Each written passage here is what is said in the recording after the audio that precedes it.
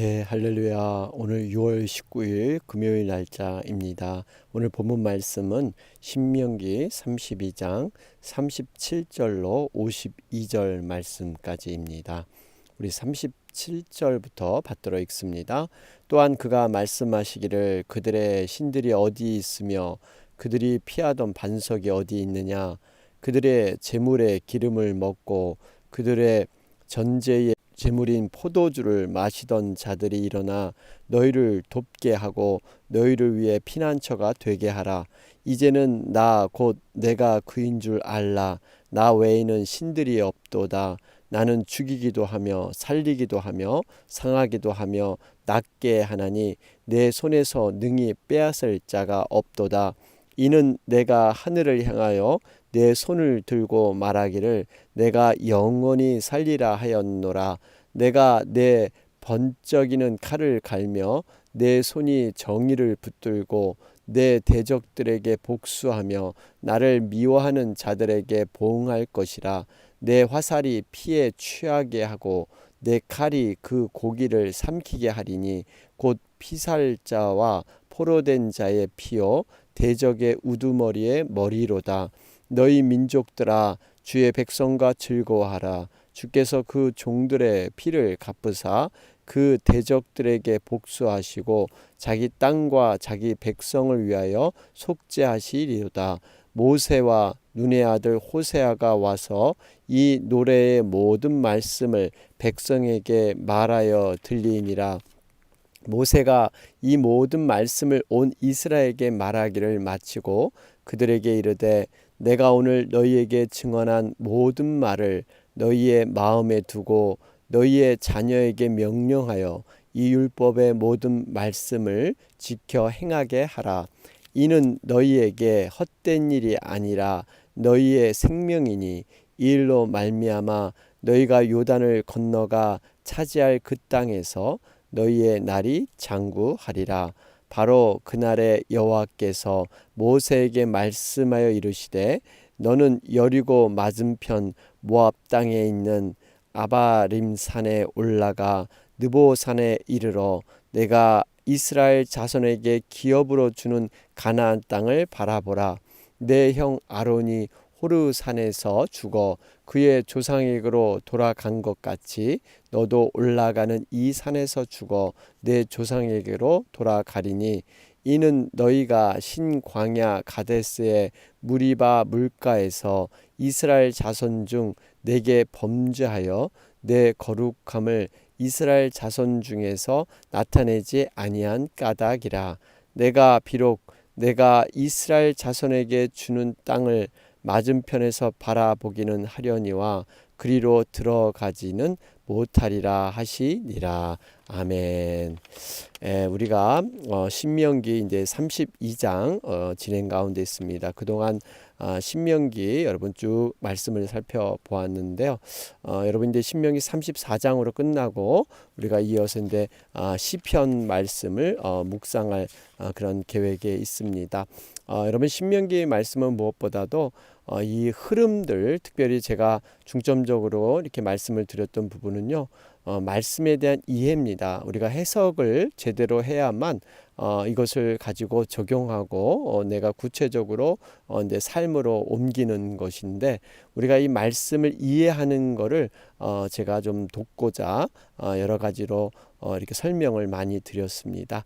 여러분들이 그러한 이해를 토대로 자신에게 이제 맞는 음식으로 그걸 만드셔서 드신 후에 정말 우리가 삶 속에 성령님을 붙잡고 그 성령님의 그 인도함 따라서 여러분 그 말씀으로 우리가 행하는 것이죠.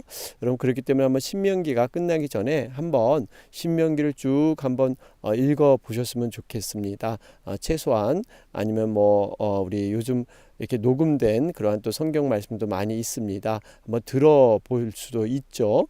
그래서 이렇게 신명기가 이렇게 쭉 흘러서 우리가 이런 말씀들이 전해졌구나 하는 그런 정리를 하는 그런 시간을 가졌으면 좋겠습니다.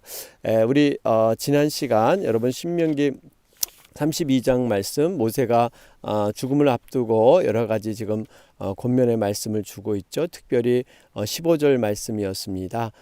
너희들이 기름짐의 발로 찼도다. 살찌고 비대하고 윤택하며 여러분들 부유해지고 풍족해질 때 구원하신 반석을 업신 여겼도다. 하나님의 은혜를 저버리기 쉽다는 것입니다. 정말 이스라엘 백성이 그러한 예로 살았습니다. 우리가 그렇기 때문에 선줄로 생각할 때 넘어질까 조심하라. 늘 하나님의 은혜 안에서 낮은 마음, 겸손한 마음, 하나님이 모든 것을 하셨음을 우리가 인정해야 합니다. 그러면서 중요한 말씀이 20절 말씀이었죠. 내가 내 얼굴을 그들에게 숨겨. 그렇죠? 여러분, 하나님의 심판, 재앙, 가장 무서운 것은요, 하나님의 얼굴을 우리에게 돌리지 않는다는 겁니다. 이게 관계 단절이에요. 이것이 가장 무서운 재앙입니다. 우리가 맞아도 하나님의 손에 맞으면요, 정말 하나님께서 회복시켜 주시고 모든 것을 치유하시고 그렇게 이끌어 줄 줄로 믿습니다. 여러분, 무관심해 버린다는 게 가장 무서운 것이죠. 관심이 없습니다. 여러분, 하나님께서 우리에게 얼굴을 돌리지 않도록 우리는 늘 하나님 안에서 거하는 삶, 여러분, 이것이 사실 은혜고 축복인 줄로 믿습니다. 자, 그런 가운데 오늘 이어지는 말씀 37절에 보면요, 그들이 또한 앞으로 일어날 일에 대한 예언을 주고 있는데 바로 우상 숭배의 모습이었습니다. 37절에 보면 그들의 신들이 어디 있으며 그들의 피하던 반석이 어디 있느냐. 이게 하나님께서 말씀하시는 내용이죠. 여러분, 우상의 무능함을 지금 말하고 있습니다. 피하는 반석, 정말 이 아무런 쓸모없는 이러한 모습으로 우상은 단순히 상징물에 불과하다는 것이죠. 여러분, 우상은 신이 아닙니다. 능력도 없고요. 단지 기술자에 의해서 만들어진 조각품일 뿐입니다. 특별히 우상은 결국 자기 자신을 숭배하는 겁니다. 자신의 욕망과 계획대로 이 세상을 살아가고 싶은 것. 여러분, 그래서 우상을 숭배하면서 거기다 자신을 투시해서 자신을 신처럼 받드는 것. 여러분, 이것이 바로 우상인 것입니다. 자, 이 우상을 의지하고 섬기는 자의 결론이 뭔가 38절에 나와 있죠. 제물의 기름을 먹고 그들의 전지의 제물을 포도주를 마시던 자들이 일어나 너희를 돕게 하고 너희를 위해 피난처가 되게 하라. 여러분, 그러니까 우상에게 정성껏 제물의 기름도 바쳤고 전지의 제물 포도주도 열심히 바쳤는데요. 이 우상을 통해서 도움을 받거나 피난처가 되지 못한다는 겁니다. 이렇게 해보라는 거예요. 지금 하나님께서 과연 그때 그런 우상들이 이렇게 할 수 있더냐, 이걸 얘기하는 것이죠. 여러분, 바로 이것이 우상을 숭배하는 자의 결론입니다. 정말 우리가 필요를 할 때 아무런 도움을 받을 수 없는 존재가 바로 우상인 것이죠. 그러면서 대조적으로 하나님은 어떤 분이신가? 39절에 나와 있습니다. 나 외에는 신이 없도다. 그렇죠? 나는 죽이기도 하며 살리기도 하며 상하기도 하며 낫게 하나니. 여러분, 이것을 우리가 생사화복이라 그러죠. 여러분, 하나님께서는요, 생사화복을 주관하시는 전능자이신 줄로 믿습니다. 불가능이 없으세요. 하나님께서는 마음만 먹으시면, 우리 인간에게는 여러 가지 불가능이 있지만 마음만 먹으시면 하나님은 모든 것을 이끄시는 그러한 분인 줄로 믿습니다. 그렇기 때문에 우리가 하나님에 대한 믿음을 스스로 제한해서는 안 됩니다. 내가 경험한 것으로, 내가 아는 것으로 딱 이렇게 묶어두는 것, 스스로 한계를 두는 것, 여러분, 이것은 불신앙적인 요소입니다. 분명히 하나님께서는 스스로 계신 분이에요. 홀로 계셔서 하나님의 뜻대로, 선한 뜻대로 모든 것을 인도하시는 분이 하나님이십니다. 그렇기 때문에 우리가 하나님의 뜻 가운데 우리가 모든 것을 기도하면서 우리가 잠잠히 기다릴 뿐이에요. 하나님께서 이끄심을 우리가 간절히 바라면서 긍휼과 자비를 구하면서 우리가 나아가는 것이죠. 여러분, 그러면서 우리가 믿음 분명한 것은 하나님은 불가능도 가능케 하신다 하는 그러한 믿음, 하나님의 선한 뜻이 그 가운데 있으면 모든 것을 이루신다 하는 믿음을 가져야 될 줄로 믿습니다. 자, 그러면서 41절, 42절 말씀을 보면 이제 하나님을 대적하는 자들의 그러한 결론은 무엇인가? 내 번쩍이는 칼을 갈며 그 다음에 특별히 41절에 나를 미워하는 자들에게 보응할 것이라 그러죠. 그러면서 42절에도 화살의 피가 취하게 되고 내 칼에 고기가 삼키게 될 것이다. 여러분, 분명히 하나님께서는요, 하나님께 대적하는 자들을 반드시 하나님의 때에 하나님께서 심판하실 줄로 믿습니다. 알곡과 가라지의 비유. 여러분, 알곡과 가라지는 이렇게 평상시 때는 비슷하게 자라나죠. 그러나 이것이 다 자라게 되면 분명히 알곡은 창고에 모아들이고 가라지는 뽑아서 불에 태운다 그랬죠. 여러분, 그들의 삶의 행위, 삶의 모습, 거기에 분명히 하나님은 합당하게 심판을 내릴 것이다. 여러분, 그래서 우리가 행위의 열매가 무척 중요합니다. 좋은 나무는 열매를 보고 안다 그러죠. 나무의 좋고 나름의 평가는 바로 그 열매가 기준이 됩니다. 이 열매가 뭡니까? 우리의 삶의 행위입니다. 우리가 어떻게 이 땅 가운데 삶의 행위를 남길 것인가, 그것을 통해서 하나님은 반드시 심판하신다고 말씀하고 계십니다. 자, 그러면서 우리가 쭉 46절로 한번 넘어가 볼까요? 46절에 보면 내가 오늘 너희에게 증언한 모든 말을 너희의 마음에 두고 그 다음에 어떻게 합니까? 이 명령을 말씀을 지켜 행하게 하라. 여러분, 말씀을 듣는 자는요, 우선 말씀을 이렇게 이해해야 합니다. 여러분, 여기서 둔다는 것은요, 깨닫고 이해한다라는 의미가 있습니다. 여러분, 말씀을 우선 적용하거나 행하기에 앞서서 그 말씀을 나의 말씀으로 받아들이는 것, 이게 어떤 하나님의 말씀을 우리가 깨닫고 그 이해하는 과정이죠. 그래서 우리가 말씀을 들을 때나 말씀을 읽을 때나 이 깨달음은요, 내 어떤 머리의 어떤 지식으로 깨닫는 것이 아니죠. 성령님께서 깨닫게 해 주셔야만 깨달을 수가 있습니다. 우리 베레아 교인들, 베레아 교회를 보면요, 이 신사적이고 말씀을 아주 사모했다 그러죠. 그래서 하나님의 말씀으로 대했어요. 인간의 어떤 교훈이나 인간의 말이 아닌 하나님의 말씀. 여러분, 이것은 우리가 말씀을 어떻게 대하는 자세, 말씀을 우리가 어떻게 받는 그러한 태도, 여러분, 좋은 땅이라 그러죠. 우리 마음밭이 정말 하나님의 말씀, 생명의 말씀으로 우리가 받을 때 또 성령님께서 그 자세를 통해서 역사하게 될 줄로 믿습니다. 자, 그러면서 우리가 두고 이해하고 깨닫는 뿐만 아니라 말씀을 지켜 행하게 하라. 여러분, 이제 이해하고 깨달았으면요, 이것을 지켜 나가는 것이죠. 반드시 하나님의 말씀은 지켜 행할 때 온전히 말씀이 이루어지고 축복이 임하게 될 줄로 믿습니다. 여러분, 사람들은 어떤 음식도 기호에 따라서 입맛에 따라서 골라서 먹기도 하고요. 뭐 옷을 입을 때도 취향에 따라서 색상이나 디자인들을 골라서 다양하게 이렇게 취할 수가 있습니다. 그러나 하나님의 말씀은요, 한 가지입니다. 거기에는 취사 선택의 여부가 없습니다. 말씀을 듣고 깨달은 자는 반드시 행해야 되는, 이것이 분명히 선행되어 있습니다. 크리스찬 봅이라는 사람이요, 미국의 작가인데요, 이런 말을 했습니다. 인간의 지식은 그의 행동 속에서 발견돼야만 한다. 훌륭한 지식의 가치는 인격적 행동을 수행하는 데 있다.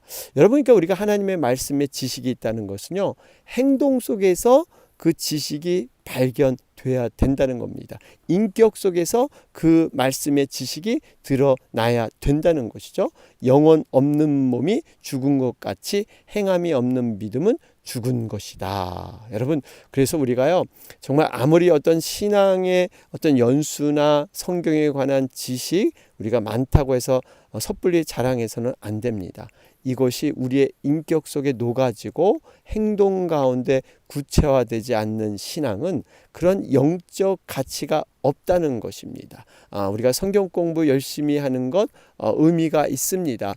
좋은 말씀을 우리가 이게 듣는 것 의미가 있습니다. 그런데 그것의 가치는 뜻을 깨닫고 이것을 행하는 데 가치가 있는 것이지 그 자체에서 멈춰서는 안 된다 하는 것도 다시 한번 돌아보게 됩니다. 그러면서 47절 말씀입니다. 이는 너희에게 헛된 일이 아니라 너희의 생명이니. 여러분, 헛된 일과 생명이 대조적으로 이렇게 쓰여지고 있습니다. 여러분, 우리가 하나님의 말씀은 생명이라는 거예요. 우리가 하나님의 말씀을 지키고 안 지키느냐가 정말 사느냐 죽느냐의 정말 절명의 이렇게 중요한 부분이다 하는 것을 우리는 깨달을 수가 있습니다. 이것을 우리가 단순히 눈에 안 보인다고 해서 말씀을 지키도 안 보고 당장 어떠한 것들이 일어나지 않는다고 해서 여러분 이것이 중요하지 않는 것이 아니라 우리가 영적 세계, 믿음의 세계에서는 이만큼 중요하다는 거예요. 여러분, 성경에 보면 말씀에 순종했던 다윗과 솔로몬, 히스기야, 요시야, 여러분 얼마나 하나님께서 그 시대의 평화와 번영을 누리게 하셨습니까? 반대되는 불순종하는 그런 왕들에게는요, 하나님의 징계가 있었고 기근과 주변국들의 그러한 침입, 공격을 통해서 괴로움을 당하는, 심지어는 완전히 망해서 이방인의 포로가 되기까지 해야 되는 이러한 심판이 있었습니다. 여러분, 우리들은 과연 어떻게 살아야 할까요? 생사화복을 주관하신 분은 하나님이시다. 그리고 그분이 말씀하신 말씀은 생명이다. 여러분, 이러한 분명한 확신 속에서 하나님의 말씀을 우리가 순종해 나가는 것, 여러분 이것이 바로 믿는 자의 모습인 것입니다. 요한복음 6장 63절에도 살리는 것은 영이니 육은 무익하니와 내가 너희에게 이른 말은 영이요 생명이라. 그렇죠? 여러분, 이 하나님의 말씀은 영의 말씀이고 생명이 되는 줄로 믿습니다. 그러면서 여러분, 이 생명을 없다는 것, 생명의 멸망이 있다는 건 결국 뭐예요? 말씀을 떠나 있고 바로 헛된 일에 관심이 있었던 거죠. 이 헛된 일, 그러니까 삶의 방식이 정말 기준이 이렇게 그 하나님의 말씀이 있어야 되는데 그 삶의 방식과 기준이 세상에 가 있을 때 여러분 영원한 생명을 우리는 얻을 수가 없다는 것이에요. 그래서 여러분, 이 생명을 얻기 위해선 하나님의 말씀에 붙어 있고 그 말씀을 정말 우리가 행하고 나아갈 때 온전히 그 생명을 우리가 누릴 뿐만 아니라 또 풍성하게 우리가 누리게 될 줄로 믿습니다. 자, 그런 가운데 우리 50절 말씀을 보면 이제 아론이 그 죽음에 대해서 언급을 합니다. 여러분, 이 아론의 죽음, 여기 보면 그의 조상에게로 돌아간 것 같이, 그리고 아론 너도 내 조상에게로 돌아가리니. 여러분, 분명히 죽음이라는 거, 우리 육신의 죽음은 아무도 피할 수 없는 인생의 그러한 길인 것을 볼 수가 있습니다. 성경에도 분명히 한 번 죽은 것은 사람에게 정하신 것이라 그랬습니다. 그런데 그 이후에는 반드시 심판이 있다고 하죠. 여러분, 죽음이 반드시 우리가 육신 가운데 있는 것처럼 심판도 반드시 있다는 거예요. 프랑스 격언에는 이 세상에서 죽음과 세금만큼 정확한 것은 없다, 뭐 이런 얘기도 있는데요. 어쨌든 간에 이 죽음은 운명적으로 우리가 피하지 못합니다. 그런데 우리가 인생을 바라볼 때요, 과연 이 죽음과 삶이라는 것을 우리가 비교해 볼 때 사람들은 상당 부분 미래를 준비할 때 살기 위해서 많은 부분을 준비합니다. 그렇죠? 여러분, 내가 어떻게 살아야 되고 어떻게 노후, 어떻게 은퇴 후에 어떻게 우리 자녀들 이러한 그 살려는 준비들을 많이 합니다. 그런데 진정한 크리스찬의 삶은요, 사실은 죽을 준비를 잘하는 겁니다. 여러분, 죽을 준비를 잘한다. 어떻게 보면 너무 허망하고 어떤 그 니힐리스트 같은 어떤 허무주의 같은 그러한 얘기처럼 들릴지 모르지만요, 인생의 지혜는요, 이 죽음을 잘 묵상하고 죽음을 잘 준비할 때 인생의 모든 지혜가 거기서 나온다는 거예요. 여러분 한번 생각해 보세요. 죽을 준비를 잘하는 사람은요, 인생이 굉장히 값지고요, 보람되고 정말 어떠한 욕망이나 어떤 작은 것에 얽매지 않습니다. 왜냐하면 죽음을 준비하는 큰 그 어둠의 그 죽음을 이미 대비했기 때문에 다른 것은 다 넘어갈 수가 있어요.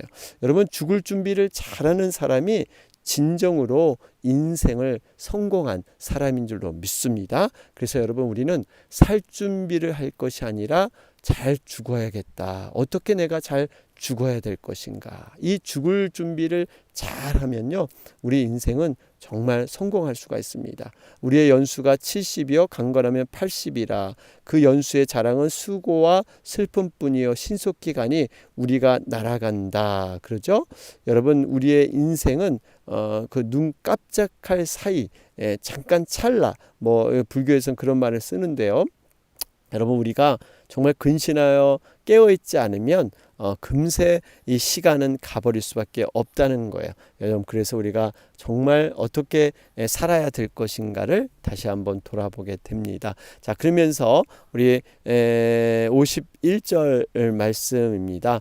여기 보니까 지금 모세가 그 가나안 땅에 들어가지 못하게 된 이유, 여기 무리바 물가에서 이스라엘 자손 중 내게 범죄하여 내 거룩함을 이스라엘 자손 중에서 나타내지 아니한 까닭이라.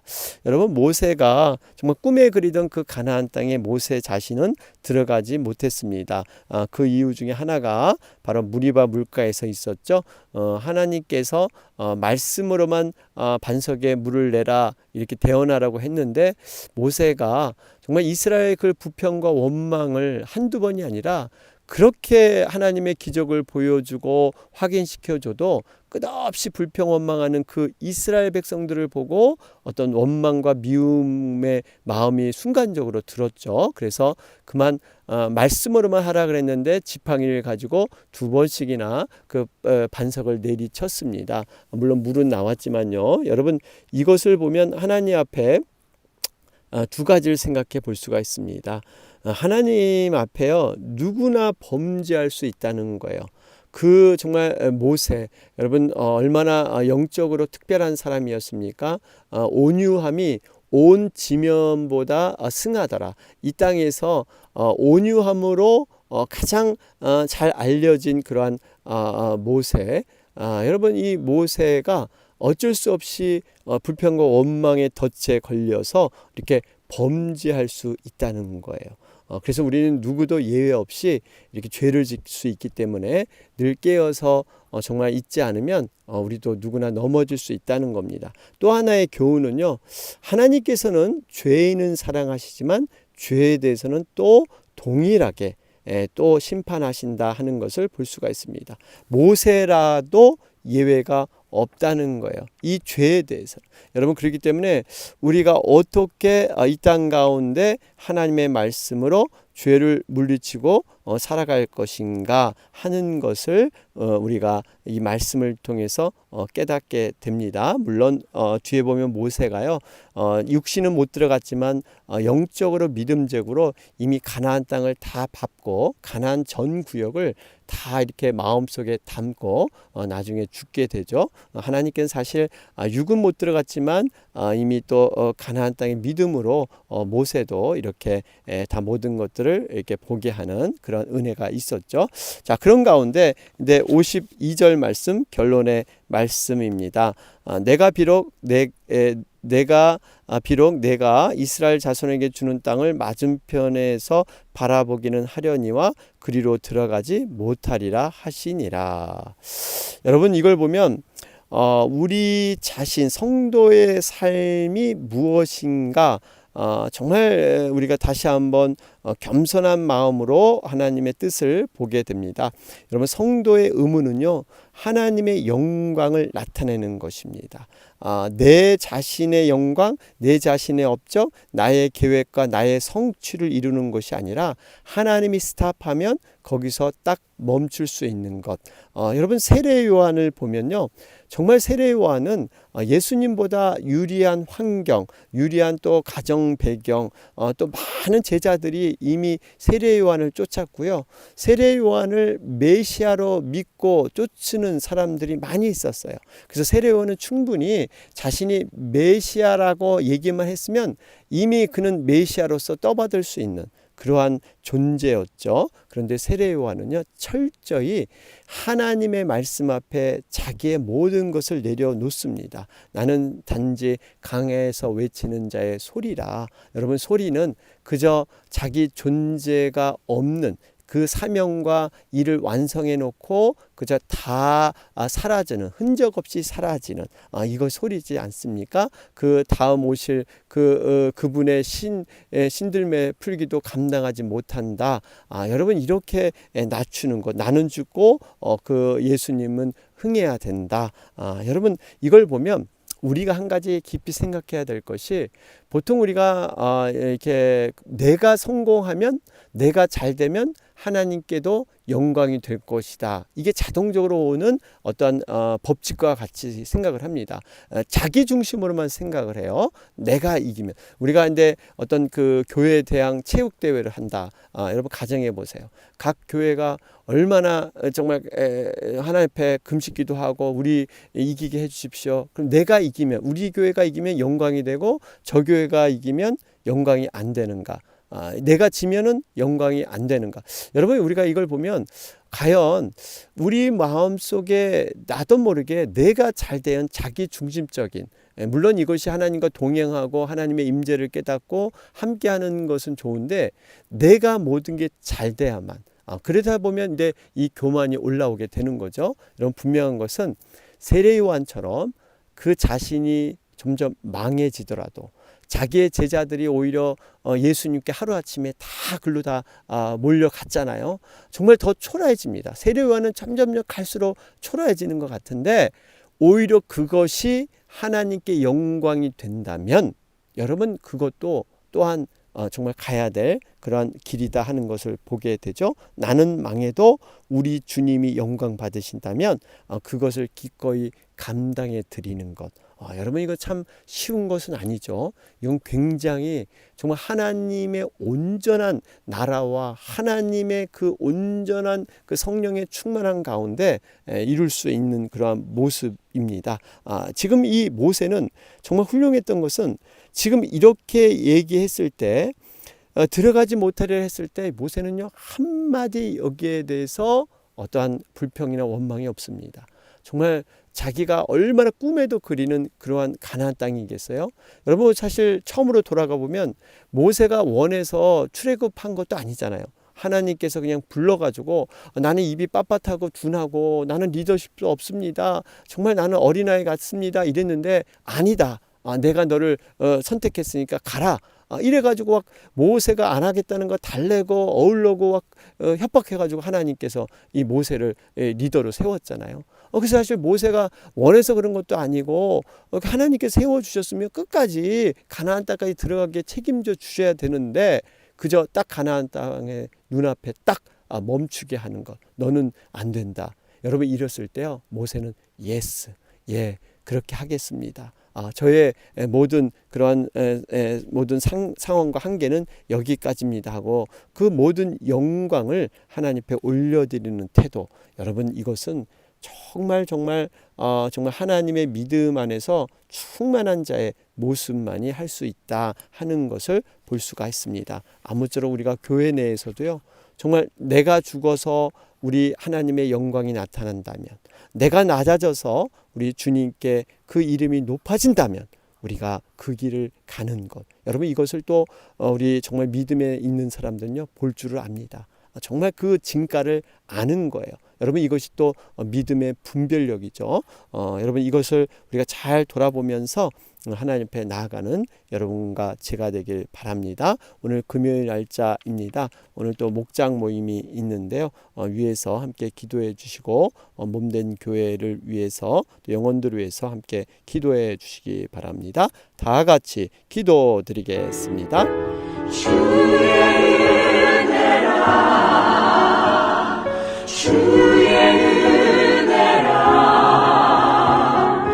이 자리에 서 있는 것을